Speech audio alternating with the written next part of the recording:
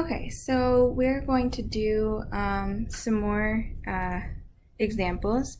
Now, notice that, this cancellation, which I'm going to tell you about in a second, the example that I want you to think of is just this one right here.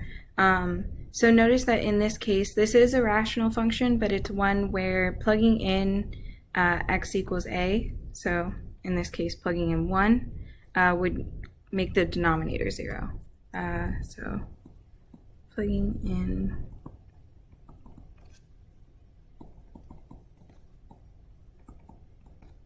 that means that we can't do direct substitution, right? Makes the denominator 0. So we have to do something else. And so if you have that the numerator and the denominator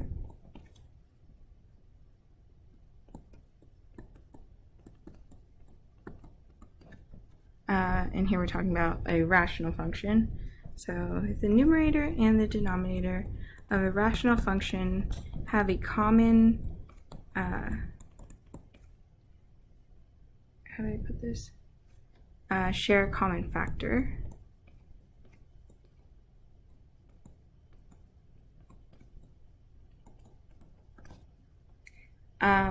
Then you can cancel the common factor and then compute the limit.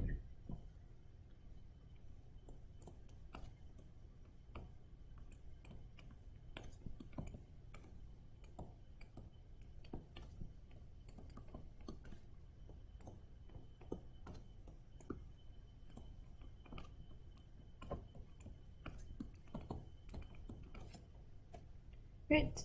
Okay, so what that looks like in this case is, so what we have in the numerator is a difference of squares, so we can factor that as x plus 1 times x minus 1, which means that we do have a common factor, right? So we have an x minus 1 in both the numerator and denominator, so we can go ahead and cancel those and then compute the limit. Right, so this will just become the limit as x goes to 1 of x plus 1. This is a polynomial, so we can just plug in x equals 1. So that's 2. Okay. Now, sometimes we have to do some simplification before we can use the cancellation rule. So in this case, notice again that plugging in h equals 0 will make the denominator 0. So what we should do here is we're going to multiply out this 3 plus h squared and then try to simplify and use our cancellation rule. So if we multiply this out, we would get 9 plus 6h plus h squared minus 18 over h. And then I'm going to distribute that too, so we'll get 18 plus 12h plus 2h squared, right, minus 18 over h. And then we have a positive 18 and a negative 18, so those will cancel.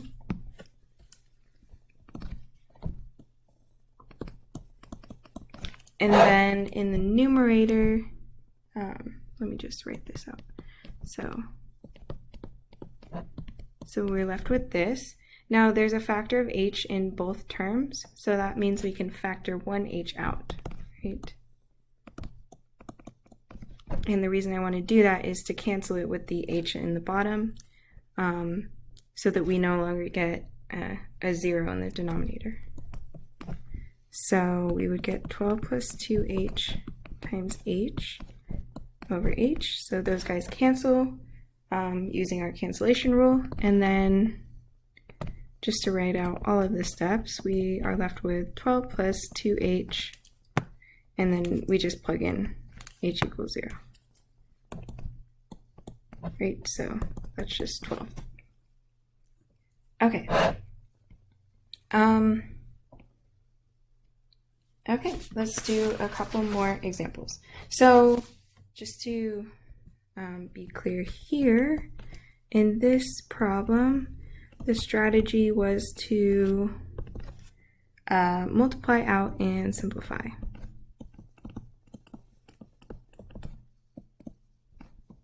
So there's a couple of different strategies that you'll want to use when approaching these problems, and so I just wanted to make that clear. Okay, now in this next problem, notice if we plug in h equals 2, then we get 0 in the denominator. So we have to do some algebraic manipulation, and what we're going to do, so first let me define, so if you have something like a plus b, the conjugate of that would be a minus b.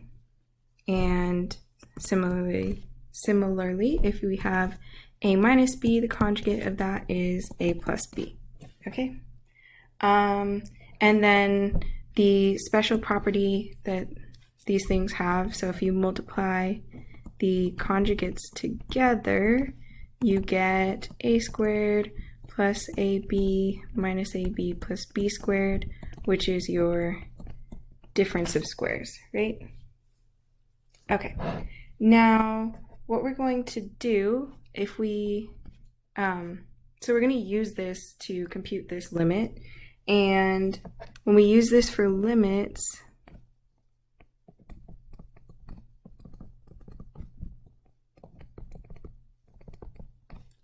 either a or b or both of them possibly will be square roots, or will not be square roots, will involve square roots.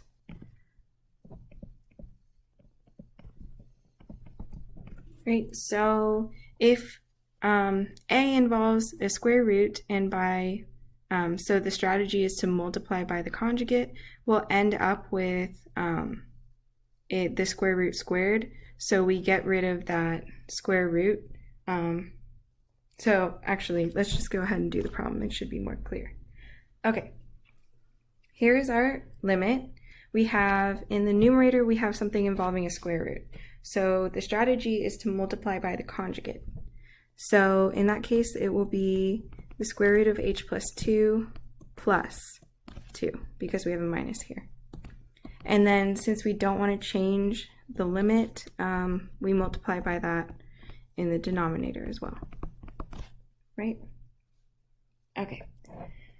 Now what we will get when we do that is, let's see if this fits. So we have the limit as h goes to 2. We will get the square root of h plus 2 squared minus 2 squared, right? That's that a squared minus b squared. Okay, and then we just get whatever this is in the denominator. So h minus 2 times square root of h plus 2 plus 2. Okay. And let me just simplify. So what happens is we get just h plus 2 for that first part, and then we get minus 4. And then I'm going to leave the denominator alone for now.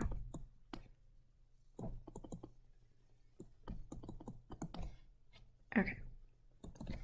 Now this simplifies to h minus 2 in the numerator. And now see that we have a factor of h minus 2 in both the numerator and the denominator. Okay, which means we just cancel, and then if we write this out, now we have 1 over square root of h plus 2 plus 2.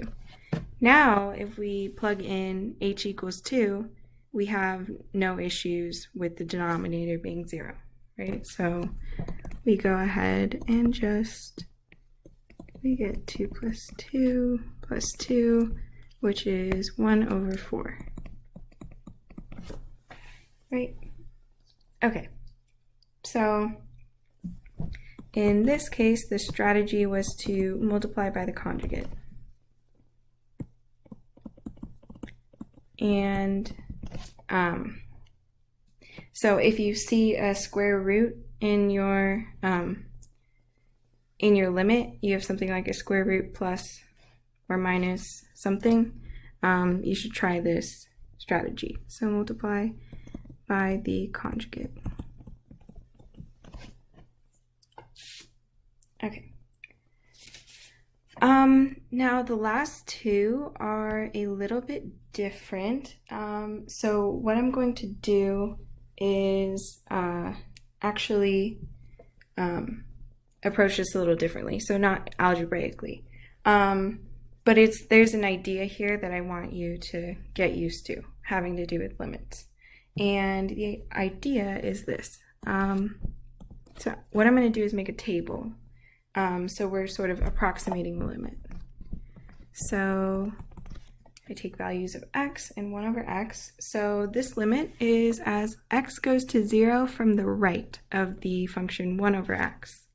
So if I'm approaching 0 from the right, those would be small positive values. So like 0.1, 0.01, 0.001,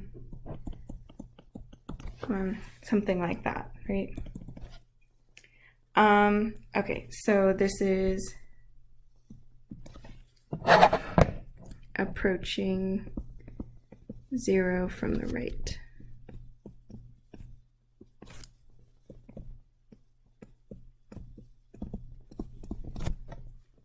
Okay. So what values do we get from the function? Well, if you just plug in 0.1, we get 1 over 0.1, which would simplify to 10. And then next, 1 over 0.01, simplify to 100. 0.001 would be 1,000. 0.0001 would be 10,000. So you can see that there's a pattern here, right? So as we plug in smaller and smaller numbers, the outputs get larger and larger. So this is getting larger and larger. And the limit actually goes to infinity, right? And if you want to verify this, just knowing what the graph of 1 over x looks like, I'll try to draw it a little bit better. It looks like this on this side and like that. So it does have a vertical asymptote at 0. And so you can see that if we approach 0 from the right, that this graph does go off to infinity. But the idea here, what I want you to see from this is that as the denominator gets small, the function blows up. So when the denominator is getting very, very small, the function itself is getting bigger and bigger. And so this is a useful idea. So I'm just going to write that down as the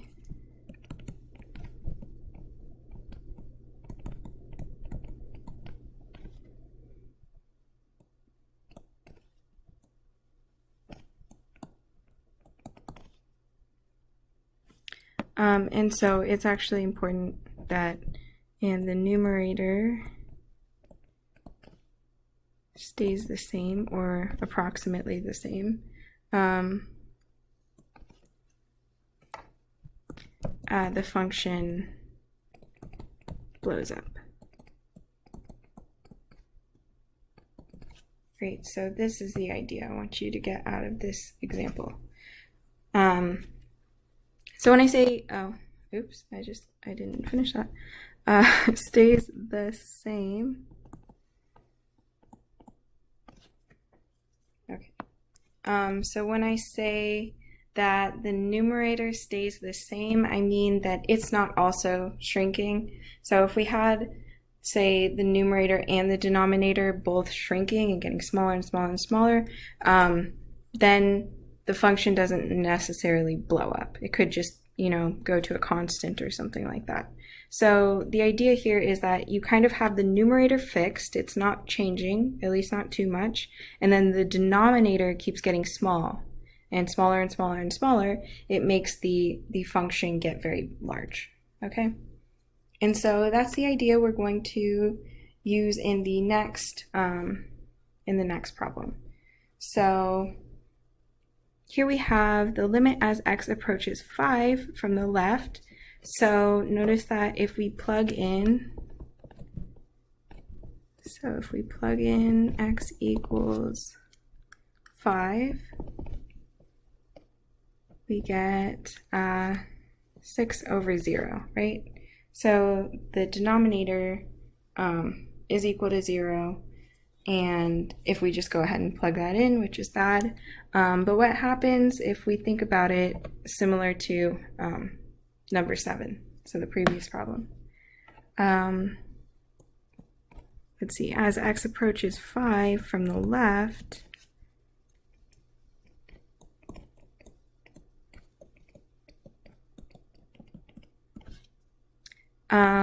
first of all, x minus 5 will be negative. Right, so if we're thinking about the number line, and here's 5, and we're approaching from the left, that means that we have a smaller number minus a bigger number, so the output of that will be negative. So if you want like a concrete example, 4.9 is less than 5, and this would be negative 0.1. So anytime we choose a number that is smaller than 5, so coming from the left, the output is always going to be negative. Okay. Also, as we get closer to 5, we'll get very small. As we get closer to 5, x minus 5 will get very small. Right? So what happens is, again, we have the denominator getting very small, and the numerator it's not fixed, it's changing, but it's just getting closer to 6, right? So the numerator gets closer and closer to 6 as x approaches 5. Right? So the numerator is staying close to 6 and the denominator is getting small. That means we're going to have a similar behavior as the previous one, so the fraction is blowing up. So again, the fraction blows up.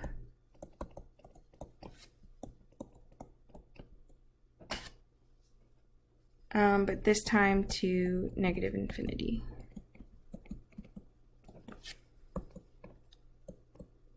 Because we will always have that the numerator is positive and the denominator is negative. Negative infinity. And this is because the numerator, write this out, numerator is positive and denominator is negative.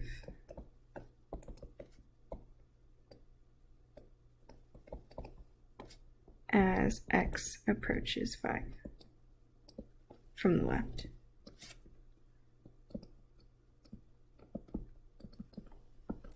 Okay, so all of this is to say that the limit, I guess I can squeeze it down here. So the limit as x goes to 5 from the left of x plus 1 over x plus 5 equals negative infinity. Okay, now I know I wrote a lot of words just to get this answer, right? What I really want you to be able to do is to go through this reasoning in your head if you're if you get a problem like this, wow, right. If you get a problem like this, be able to go through this reasoning in your head, and not necessarily write it all out unless I ask you to do that. But I do want you to have this idea, so that the idea is that as the denominator gets small, the fraction blows up, right? Okay. And that is all for the examples in this section. And don't forget to do the comprehension check.